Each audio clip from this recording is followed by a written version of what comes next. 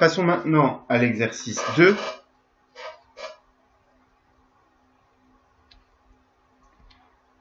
Qui était de la cinétique chimique. Alors, on vous parlait d'un acide polylactique qui est un polymère, etc., etc. On vous parle de sa réaction. On vous donne un graphe avec 3 courbes, avec 3 températures différentes, et on voit bien une évolution différente de la concentration en PLA, en millimoles par litre, en fonction du temps, en minutes. Alors, première question qui vous était posée, attribuez à T1, T2 et T3 la valeur de la température correspondante. Alors, je reprends mon graphe. Je remarque que cette courbe-là, la courbe avec les carrés, elle descend plus vite et la réaction est terminée plus tôt. Alors que la courbe triangle est beaucoup plus lente à décroître. Or, je sais que la température est un facteur cinétique. Ce n'est pas un catalyseur comme j'ai pu lire dans les copies. C'est un facteur cinétique. Plus la température est élevée, plus la réaction ira vite. Donc, première question, donc ici c'est 1,1. La température est un facteur cinétique.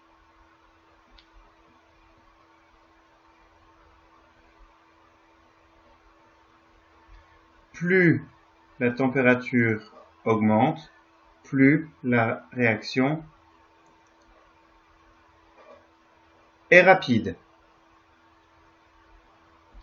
Donc ici, la réaction la plus rapide, comme je vous ai dit, c'est la courbe avec les carrés. Donc c'est la T3. Donc la plus rapide, T3, et donc c'est la température la plus élevée, 110 degrés. La moins rapide, c'est celle avec les triangles, donc c'est T1, donc c'est 70 degrés. Et forcément, l'intermédiaire, donc T2, c'est l'autre courbe donc avec les ronds, c'est la température entre les deux, c'est 90 degrés. Voilà pour cette première question.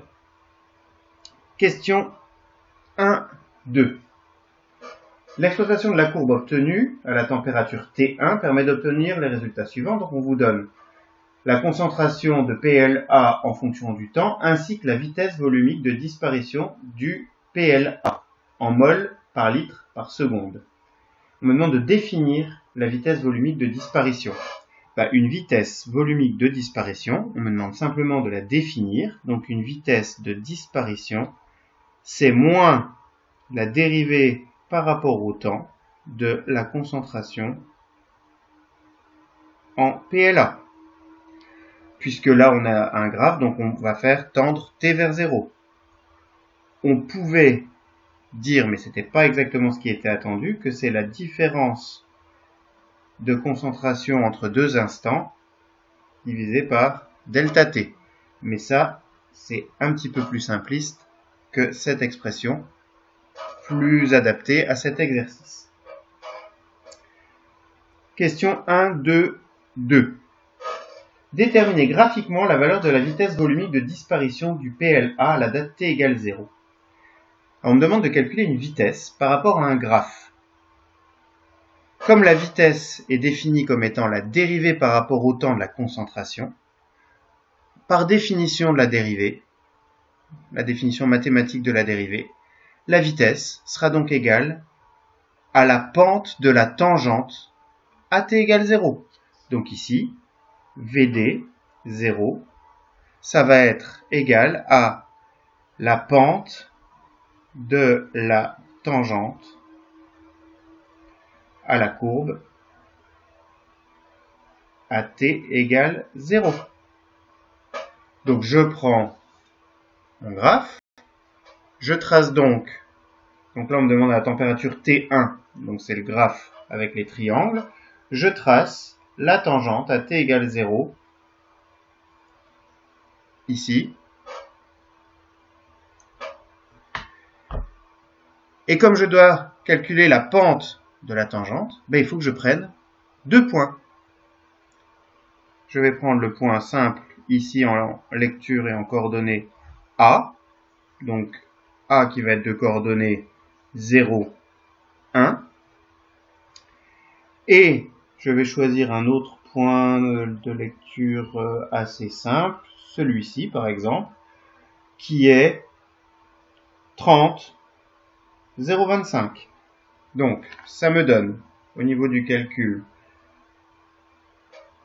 VD à t égale 0 égale YB moins YA sur XB moins XA.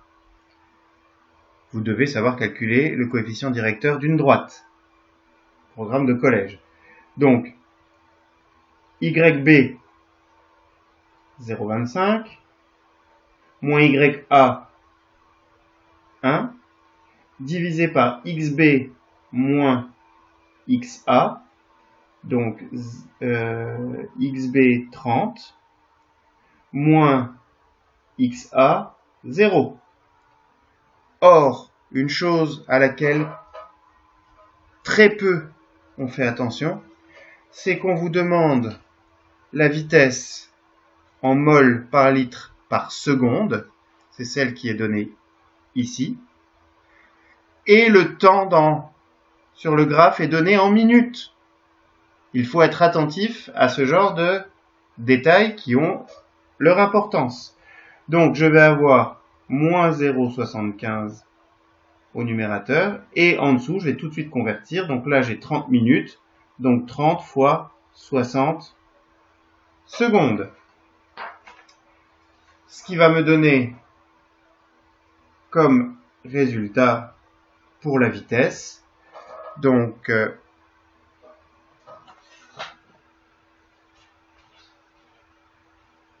moins 0,75 sur 3 fois 6, 18, 1800.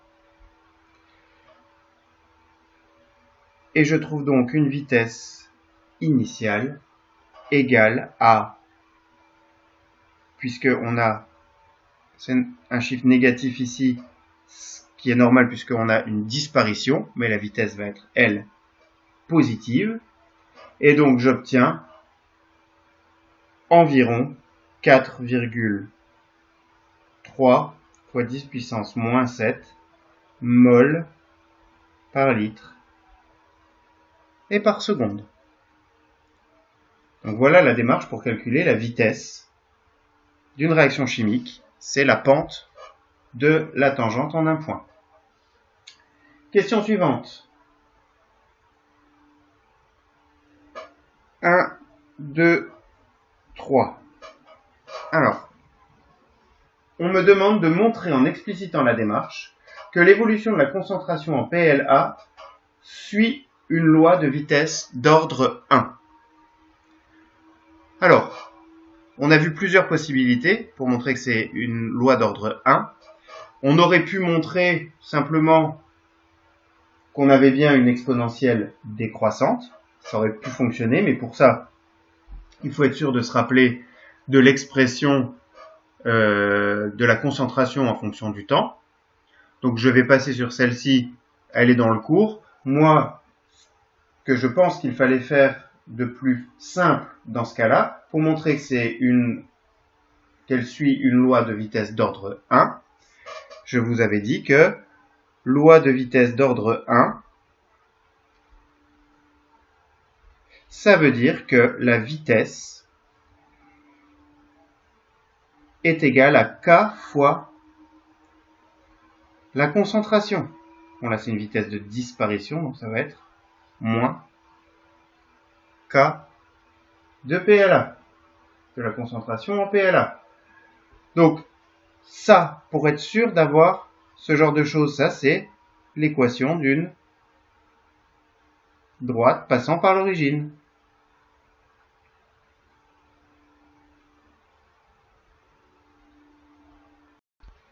Et bizarrement, dans le sujet, on me donne à chaque instant la concentration en PLA et la vitesse de disparition du PLA. Donc il fallait simplement tracer le graphe de la vitesse en fonction de la concentration en PLA, donc qui aurait donné ceci et la vitesse ici. Et normalement, si on fait les choses correctement, d'où le fait que vous aviez du papier millimétré, on obtient une droite passant par l'origine. Ce qui confirme bien. Donc on obtient bien une fonction linéaire. Donc cette réaction suit une loi de vitesse d'ordre 1. Voilà ce qu'il fallait faire. Donc ça c'est pareil, c'est des raisonnements dont on a parlé, c'est des choses qu'il faut savoir faire. Évidemment, ça demande de l'entraînement de votre part.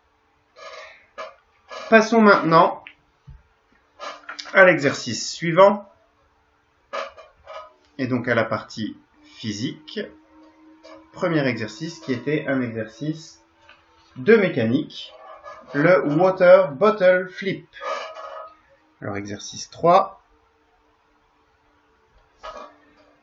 le Water Bottle Flip.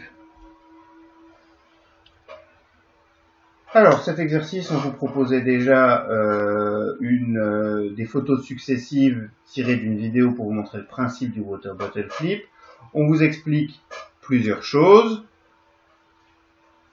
Il y a pas mal d'informations dans cet exercice. Et on vous demande, première question, de représenter sur la copie, sans souci d'échelle, les systèmes d'axes O, X, Y, le vecteur V0, l'angle alpha et les coordonnées V0x et V0y, ainsi que l'allure de la trajectoire. Chose normalement assez classique, puisque au début de chaque exercice, on le fait. Donc là, ça peut en plus vous rapporter des points, si c'est bien fait. Donc le système d'axes, O, X, Y, la vitesse initiale, donc le vecteur vitesse initiale V0, incliné d'un angle alpha par rapport à l'axe des abscisses. Ce vecteur a pour coordonnées ici V0x et ici V0y.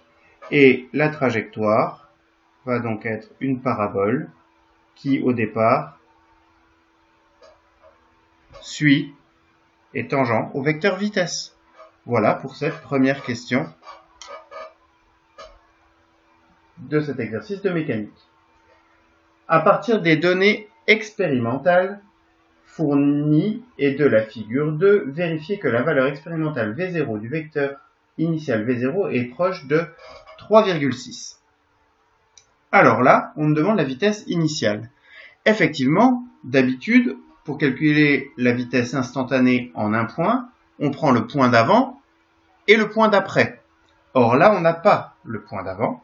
Donc, on fait 100. Donc là, V0 va simplement être égal à G0, G1 sur taux, delta T. Une seule fois, puisque cette fois, je suis que entre deux points, et non pas point d'après, point d'avant. Il faut que j'utilise donc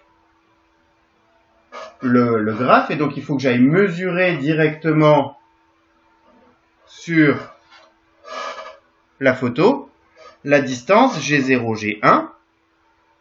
Donc graphiquement, je trouve que cette distance G0, G1, elle fait 1,6 cm. Donc ça, c'est graphiquement G0, G1 égale 1,6 cm. Or, on a une échelle qui est donnée par la bouteille. Donc la bouteille a une hauteur réelle de... Donc en réel, la bouteille, elle fait 18,8 cm. Et sur le graphe, cette même bouteille, hop, je la mesure, 2,1 cm.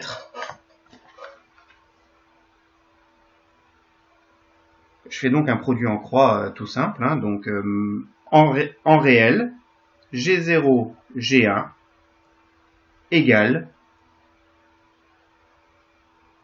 donc 18,8 fois 1,6 divisé par 2,1. Et je trouve que G0, G1 mesure donc 14 cm.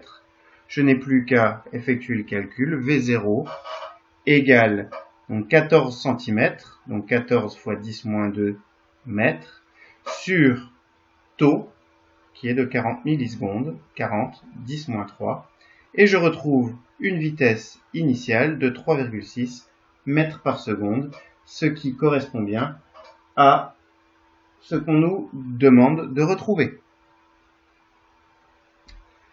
Question 3. Proposez une méthode permettant de déterminer expérimentalement la valeur de l'angle alpha. Pour déterminer la valeur de l'angle alpha, si je regarde ici ce que j'ai sur mon graphe, l'angle alpha il est là. Donc je connais V0. Donc soit j'utilise V0x que je peux aussi mesurer, soit, puisque je peux utiliser le point 1, soit je peux utiliser V0y avec V0. Ou alors, et c'est la méthode que je vais choisir, je peux utiliser V0x, V0y, en prenant non plus les V0, mais en prenant les angles, puisque le point 1, G1, pardon, puisque ici l'angle de lancer, hop, le vecteur V0 au départ est tangent à la trajectoire. Donc finalement, je peux utiliser G0, G1. Et ici, j'ai X de G1. Ici, j'ai Y de G1. L'angle alpha étant ici. Donc Y de G1, je le retrouve aussi là. Hein. Ici, j'ai Y de G1. Ici, j'ai X de G1. C'est bien le côté opposé à l'angle alpha. C'est bien le côté adjacent à l'angle alpha. J'ai donc bien tangente alpha qui est égale donc à opposé sur adjacent, donc à Y de G1 sur X de G1. Tout simplement. Donc là, c'était juste la trigonométrie. Il fallait juste utiliser une des photos qui était donnée. Et on retrouve, en effectuant les calculs, alpha égale 58 degrés. Question 4. Question hyper classique. Retrouvez les coordonnées du vecteur accélération A. Et là, la rédaction va être importante. Donc, on doit énoncer le système qui est la bouteille, le référentiel terrestre galiléen. On utilise la deuxième loi de Newton qui dit que la somme des forces appliquées au système est égale à m fois l'accélération. Or, on néglige toutes les forces autres que le poids.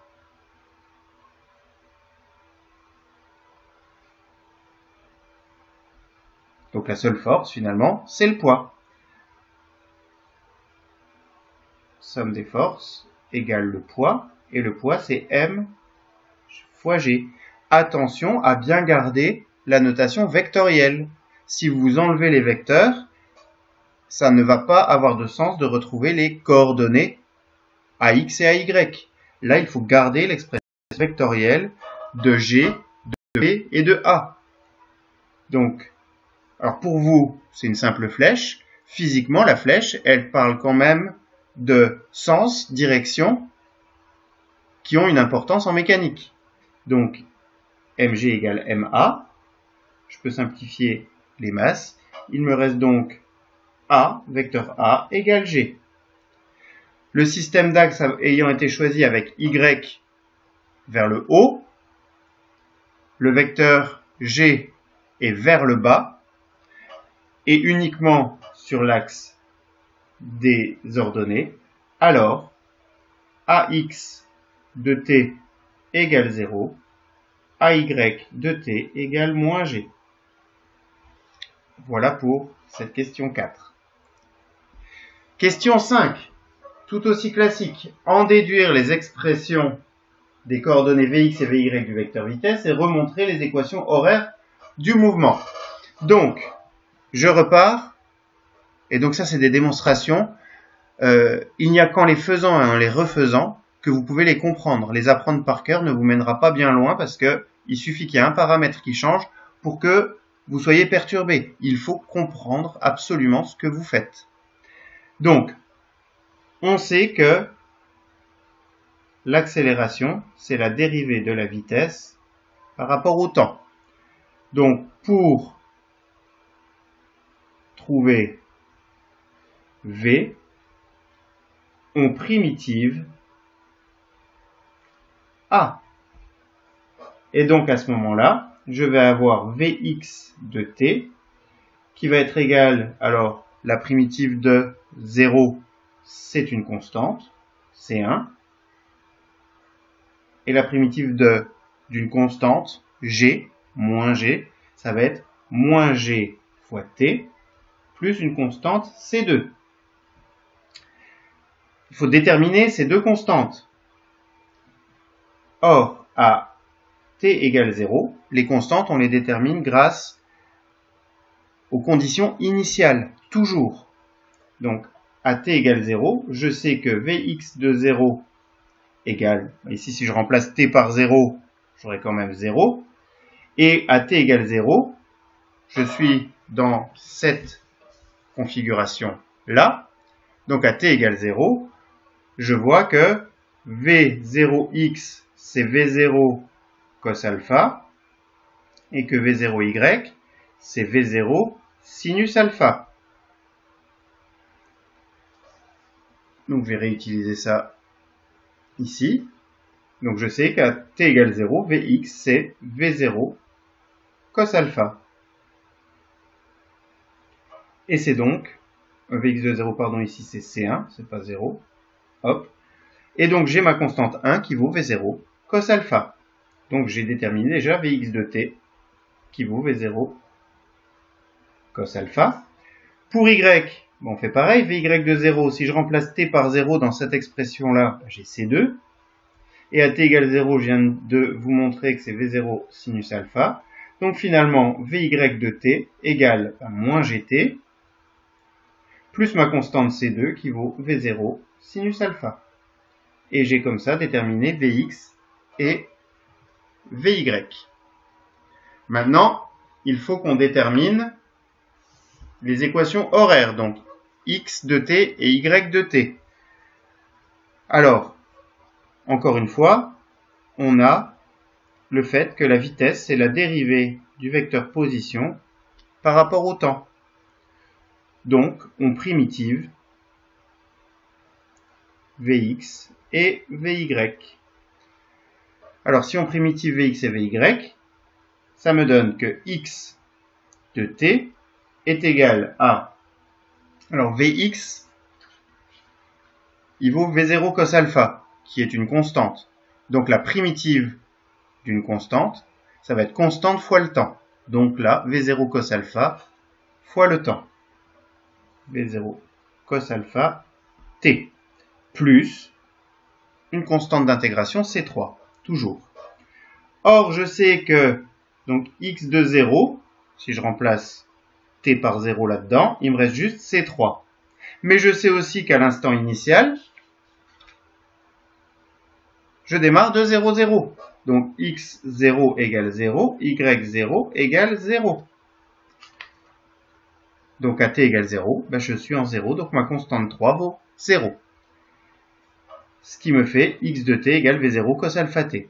Je vais écrire y de t, donc je primitive y de t, moins 1,5 de gt carré, plus v0 sinus alpha t, plus c4, pour la 20e fois depuis le début de l'année. Donc or, à t égale 0, si je remplace t égale 0 ici, il ne me reste que c4, et c4, je suis à l'origine 0.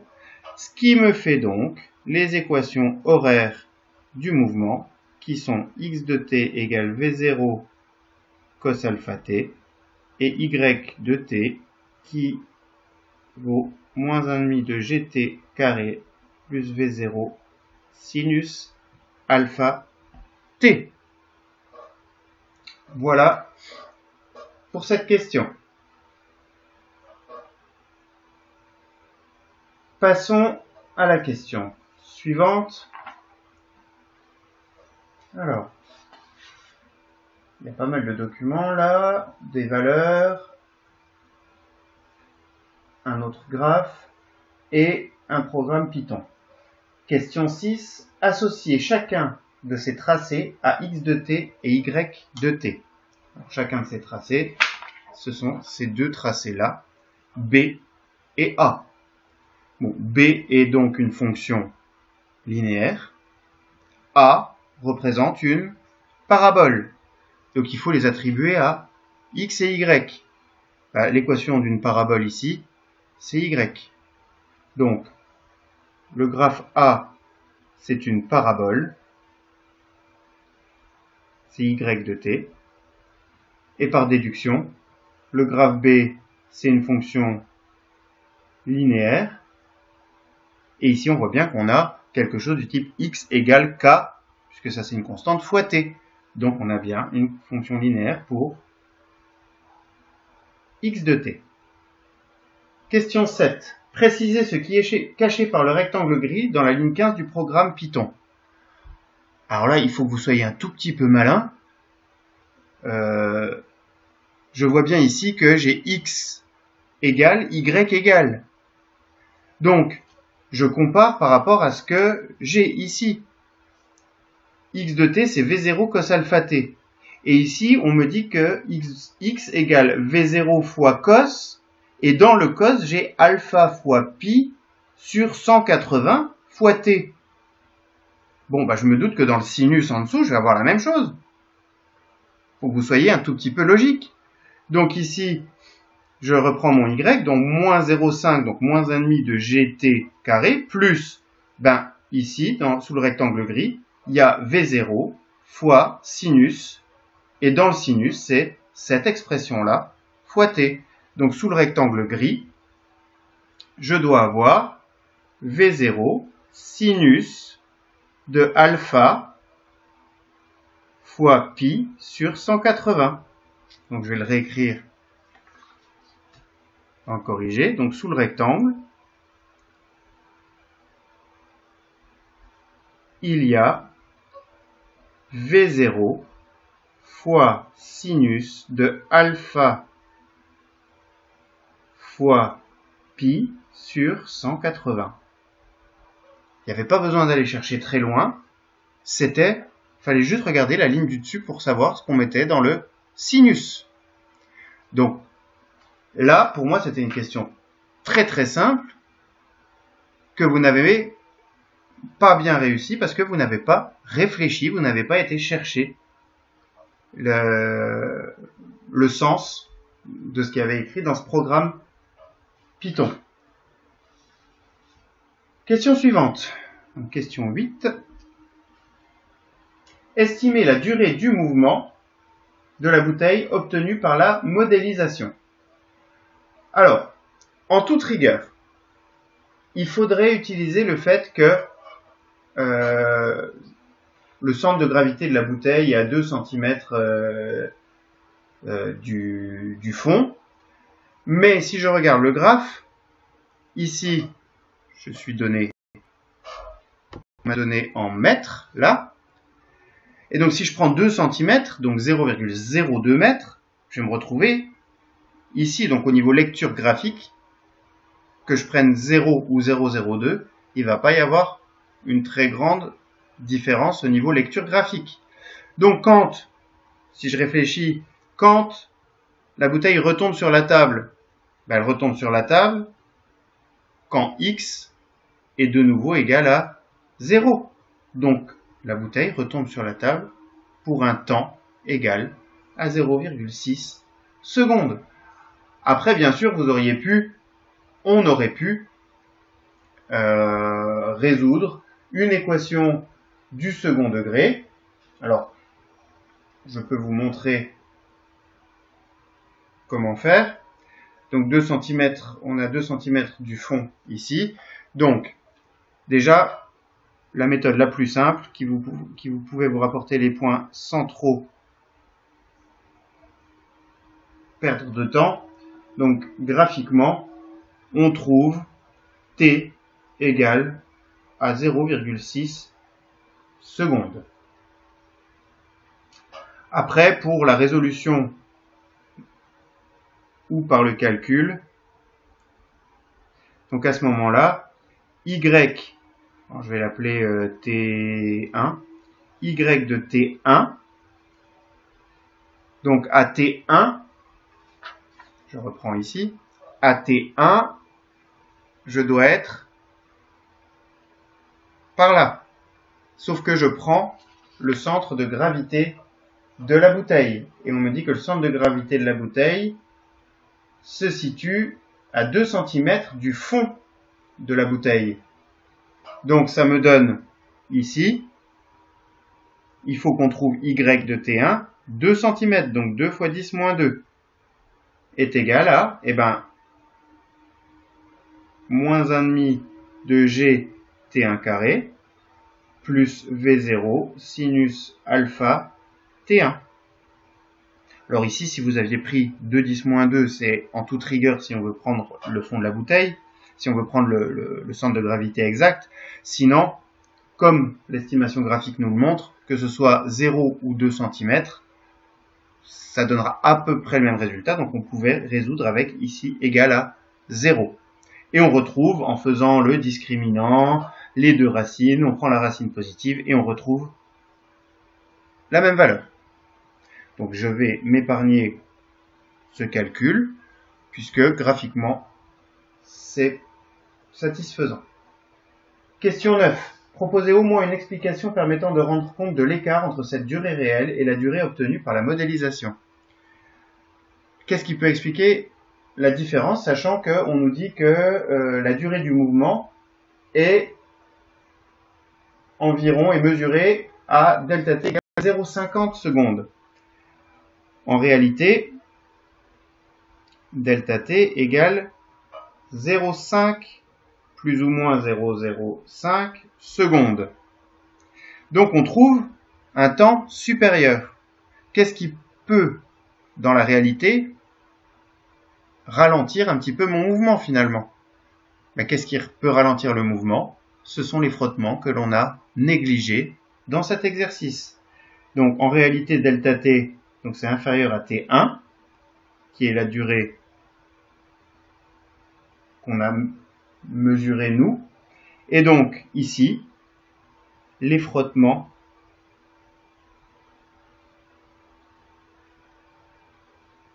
que nous avons négligés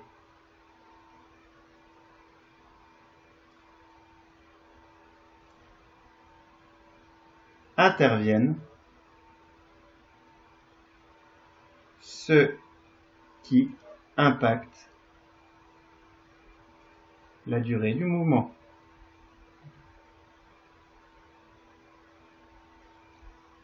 Alors, j'ai mis les frottements. On aurait pu parler de toutes les actions de l'air, frottement et poussée d'Archimède aussi incluses. Et enfin, question 10 pour cet exercice de mécanique. À l'aide du modèle, déterminez la distance à laquelle la bouteille tombe sur la table par rapport à l'origine du repère. Indiquez ce qu'il est possible de prévoir pour la distance réelle. Bon, encore une fois, hop, je reprends le graphe. On a dit que ça c'était Y, que ça c'était X. Donc si on me demande à quelle distance la bouteille tombe sur la table, je cherche donc x. À quelle distance, sur l'axe des x, la bouteille va-t-elle tomber? J'ai trouvé que le temps, à la fin, c'était 0,6. Et bien, à 0,6 secondes, la bouteille se trouve à 1,15 environ, 1,15 mètres. Donc, on trouve, encore une fois graphiquement, à t égale 0,6 secondes, x égale 1,15 mètres. Ou par le calcul, encore une fois, je sais que x de t égale v0 cos alpha t, donc x de t1 égale v0 cos alpha t1, v0 qui m'était donné égale à 3,6 cos 59 degrés et t1 qu'on a déterminé égale à 0,6. Et quand j'effectue ce calcul, je trouve 1,16 mètres. Donc on retrouve graphiquement ou par le calcul à peu près la même valeur. Et on me demande ce qu'on peut prévoir pour cette distance en réalité. Et bien en réalité, il y a encore les frottements. Donc s'il y a les frottements, la distance va être raccourcie. Les frottements, ils vont à l'encontre du mouvement. Donc en réalité, les frottements interviennent, ce qui va raccourcir cette distance.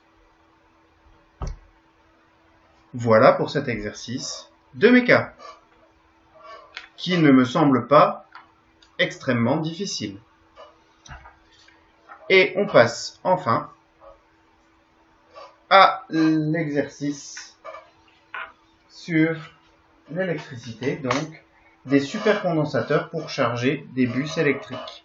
Donc exercice 4, les supercondensateurs.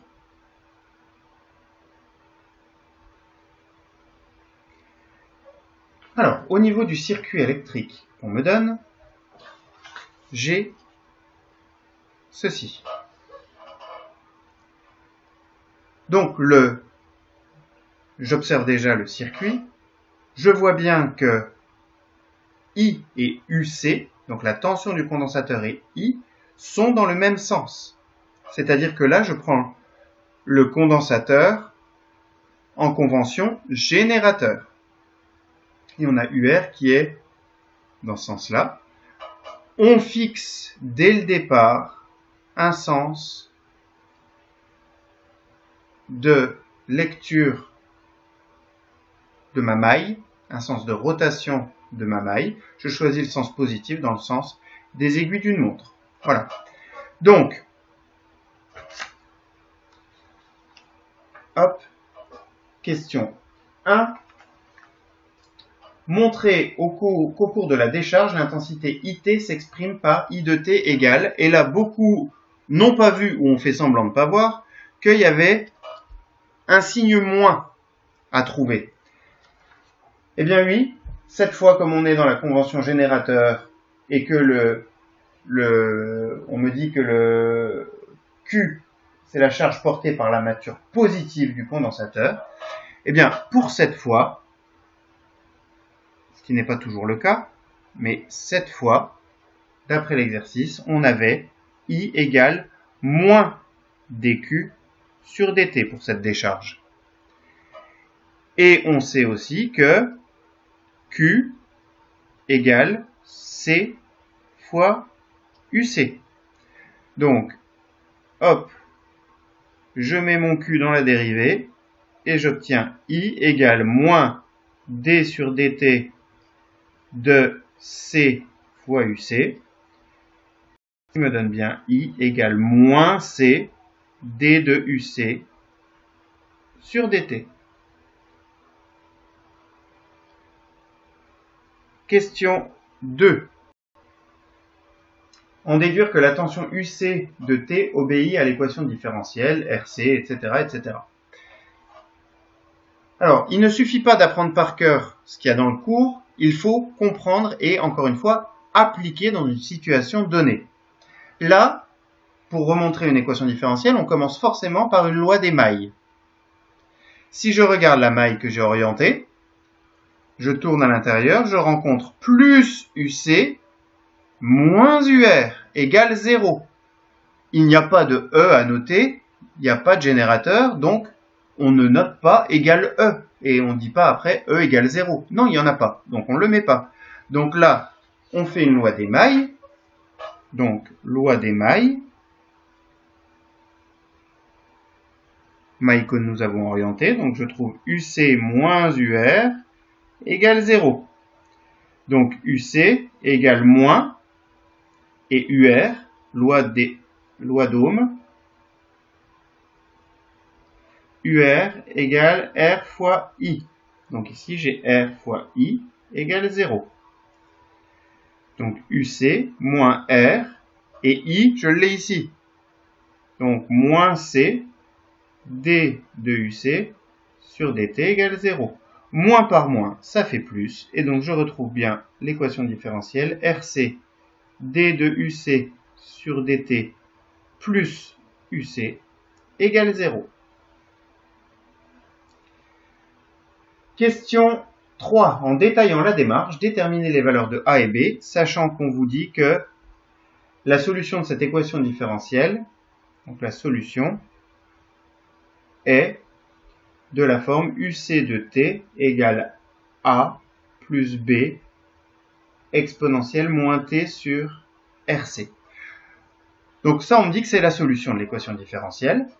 Et pour déterminer A et B, pour déterminer encore une fois des constantes, comme en mécanique, on se place aux conditions initiales dans un premier temps. Là, j'ai deux constantes, donc il va falloir que je trouve un autre instant que je peux utiliser. Donc, premièrement, déjà, à t égale 0, UC de 0. Là, à t égale 0, c'est une décharge. Ça veut dire que quand on commence la décharge, la valeur de UC, c'est la valeur de E qu'on me donne dans l'énoncé, 2,7 volts. Bon, là, je laisse E. Donc, UC de 0 égale E. Et c'est aussi égal à, si je remplace T par 0 dans l'expression que j'ai ici, je vais avoir exponentielle de 0. Exponentielle de 0, c'est 1. Donc, B fois 1. Donc, il me reste A plus B égale E. Je ne peux pas aller plus loin. Donc, maintenant, je dois utiliser une autre condition. L'autre condition que je vais utiliser, c'est quand T tend vers plus l'infini. Quand T va tendre vers plus l'infini, plus le temps va être grand, plus mon condensateur va être déchargé. Donc à ce moment-là, UC va tendre vers 0. Et donc je vais calculer la limite de cette expression-là quand T tend vers 0. Donc quand T tend vers, quand T tend vers plus l'infini. Donc ici, donc limite de A plus B exponentielle moins T sur RC quand T tend vers plus l'infini. A, ici, moins plus l'infini, donc ici j'ai moins l'infini. Limite de l'exponentielle quand T tend vers moins l'infini, c'est 0. Donc je vais avoir 0 ici, B fois 0, 0, donc il me reste que A. Et finalement, je trouve que A égale 0. Et donc, si A égale 0, en remontant ici, je trouve que E égale B.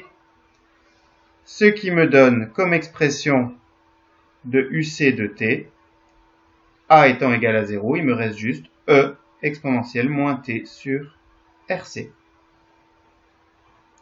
A égale 0 et E égale B, en utilisant ce qu'on appelle les conditions aux limites, conditions initiales et conditions à l'infini. Question 4. Déterminer le temps caractéristique de décharge. Deux possibilités. Donc, soit la méthode de la tangente à l'origine. Donc la méthode de la tangente à l'origine qui pour une décharge va venir couper l'asymptote ici à l'infini, donc finalement l'axe des abscisses. Et donc je trace la tangente à t égale 0 sur mon graphe le plus précisément possible. Et j'obtiens, donc ici je vois bien que je suis 250, 200, j'ai 300 secondes à peu près. Je vais prendre 300 secondes. Donc tangente à l'origine, je trouve taux est égal à 300 secondes, à peu près. Deuxième méthode, la méthode des 37% pour une décharge. Pour une charge, c'est 63%. Pour une décharge, c'est 37. Donc, 0,37 fois E. Donc, 0,37 fois 2,7. Ce qui fait 1. 1 volt. Donc, je vais tout simplement lire. Ici, je me place à 1 volt. Ce qui est les 37%, donc 37% de E ici, et je vais lire la valeur de taux, et si j'ai bien fait les choses, normalement je trouve le même résultat ici, taux à 300 secondes. Donc taux égale 300 secondes aussi. Question 5.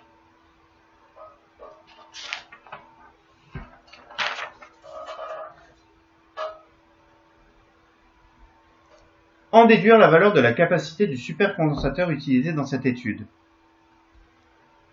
Alors on me demande de chercher la capacité. Donc on cherche C.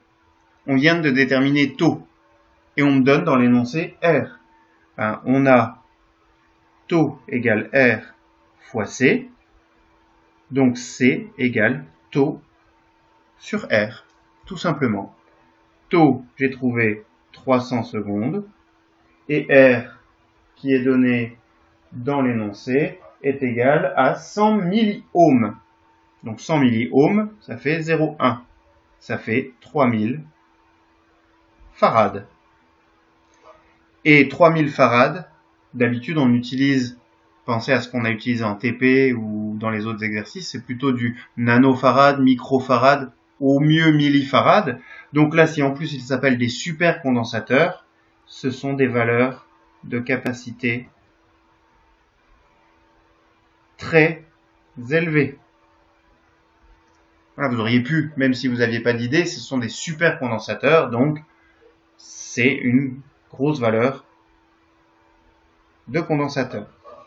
Et enfin, dernière question, il faut calculer UC, donc l'incertitude type sur la capacité. Donc U de C, c'est égal à C racine de U de T sur T au carré plus U de R sur R au carré. Alors C, j'ai trouvé 3000. Racine de, alors U de T, l'incertitude, on me donne l'incertitude type sur la lecture de taux. On me dit que c'est 25 secondes. Donc c'est donné dans l'énoncé, donc 25 sur T qui est 300, donc au carré, plus l'incertitude sur la résistance. Elle est donnée dans l'énoncé ici. Elle est là, l'incertitude sur la résistance. Elle est de 2 milliohms. Donc 2 milliohms sur 100 milliohms au carré. Alors, je ne repasse pas en ohms, puisque si je mets 2 milliohms, donc 2 fois 10-3, et en dessous 100 fois 10-3, les 10-3 vont se simplifier de toute façon. Donc, en effectuant ce calcul, je trouve une incertitude, il faut que je retrouve ma valeur, je retrouve une incertitude qui est de l'ordre de 0,3 fois 10 puissance 3 farad. Donc, grosso modo, 300 farad. Ainsi, je peux donc écrire que la capacité de mon supercondensateur que je détermine est de 3000 plus ou moins 300 farad. Ce qui veut dire que ma capacité doit être comprise entre 2700 farad et 3300 farad. Et dans l'énoncé, on me parle de valeurs de référence. Ces valeurs de référence, la valeur de référence donnée, elle est de 3000 farad. Bon, en l'occurrence, je tombe pile sur la valeur. Mais on peut tout simplement dire que C doit être, donc la capacité du condensateur doit être comprise entre 2700 farad et 3100 farad, ce qui est le cas, puisqu'on trouve 3000 et que Cref égale 3000 farad. C'est bien dans l'intervalle qu'on nous donne. Voilà pour le corrigé de ce bac blanc. J'espère que ça vous sera utile. Et au travail maintenant pour le vrai bac. Bon courage. Au revoir.